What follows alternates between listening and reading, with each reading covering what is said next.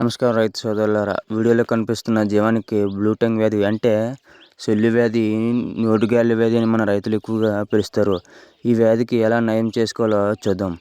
ఎక్కువగా ఈ వ్యాధి సోకిన జీవాలకు ఎక్కువగా జ్వరం ఎక్కువగా వస్తుంది. జ్వరాన్ని తగ్గించడానికి కోసం మెగ్లూడిన్ ఇంజెక్షన్ చేస్తే జ్వరం ఉదయం సాయంత్రం చేస్తే జ్వరాన్ని నియంత్రించవచ్చు.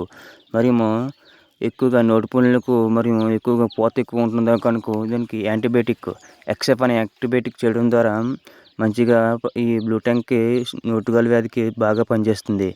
మరియు వీడియోలో కనిపిస్తున్న స్ప్రే హుక్కార్ స్ప్రేను ఉదయం సాయంత్రం నోట్లో స్ప్రే చేయడం ద్వారా ఈ నోట్లో ఉన్న ఎర్రని పూత మాడిపోయేటట్లు అయిపోయి జీవం తొందరగా మేయడానికి అవకాశం ఉంటుంది. కావున ఈ విధంగా చేయడం ద్వారా మరియు పొటాషియం పర్మాంగనేట్ సొల్యూట్తో కూడా నీటిలో కలిపి కూడా మనం నోటికి రాయవచ్చు. ఇలా చేయడం ద్వారా కూడా జీవి తొందరగా నయమయ్యే అవకాశం. ఈ వ్యాధి సోకడం వలన ఇవి మేత తినడానికి అవకాశం ఉండదు. కానీ దీనికి శక్తి కోసం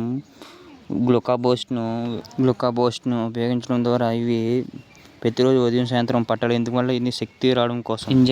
ఇంజెక్షన్ చేసే ముందు ఈ గ్లూకాబోస్ట్ను పట్టిన తర్వాత మాత్రమే ఇంజెక్షన్. ఎందువల్ల అంటే శక్తి వస్తుంది. దాని ద్వారా జీవి ధైర్యంగా ఉండి ఈ పద్ధతులన్నీ చేయడం ద్వారా మనం బ్లూ టంగ్ అంటే నోటిగుళ్ళ వ్యాధి లేదా సొల్లు వ్యాధిని తగ్గించవచ్చు.